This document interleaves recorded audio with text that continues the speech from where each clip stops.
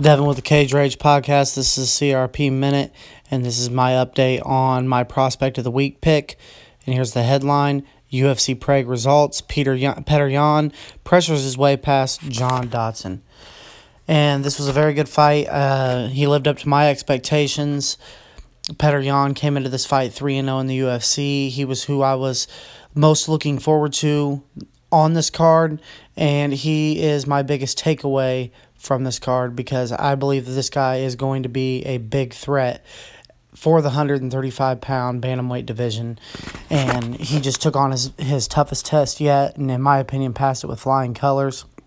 Faced some adversity in the second round when he was clipped, dropped, and handled the adversity like a pro, popped back up, and just immediately put the pressure right back on Dodson, cut off the cage, showed superior boxing, good defensive wrestling, a lot of grittiness, and really just drowned Dodson with pressure, which is an easy thing to do for a great veteran like Dodson, who's been in the cage with Mighty Mouse Johnson twice for 10 rounds with Mighty Mouse Johnson.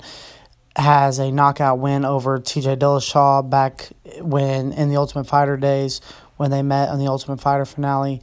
And he's been in there with Marlon Moraes, John Lineker, Jimmy Rivera, good fighters. So Dodson's been in there with the best of the best, and he didn't look like a diminished version of himself or anything. Petr Yan is just really that good. And when we look at this division, he came in ranked at number 14, fought the number 9 contender in Dodson, got the win. So this is probably going to propel him to the top 10 of the division. And when we look at potential matchups, they're really just limitless with names like Dillashaw and Moraes and Garbrandt and Assunção, Dominic Cruz if he can ever get healthy, Aljamain Sterling, which is really the fight that I want to see next for Petr Yan, Jimmy Rivera, John Lineker, which would be a great fight, Pedro Munoz, who's fighting Cody Garbrandt. So that this is a very stacked division.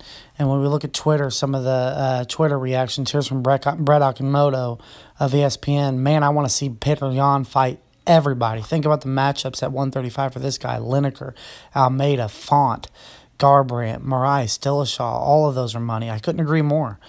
Luke Thomas, and I like Luke Thomas's comment here about the bantamweight division. Bantamweight continues to assert itself as one of the UFC's premier divisions. Petr Yan is one of its next big things.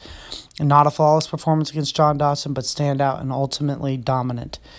And down here, if he hadn't already done so, Petr Yan just put the entire bantamweight division on notice. Fantastic performance against a very tricky opponent in John Dodson. 135 is so rich in talent, and that's for sure. This is a very stacked division. As you look right here, you got Dillashaw, Moraes, Garbrandt, Assunção. I mean, this is a long line. Aljamain Sterling just got the W over Jimmy Rivera, and now you got Petr Yan going to be jumping into the top 10, and you got guys like Rob Font and John Lineker in the mix there. So this is a good division. We're going to keep an eye on it, and Petr Yan was my prospect pick of the week, and he didn't disappoint. Stay tuned to the Cage Rage podcast for more updates.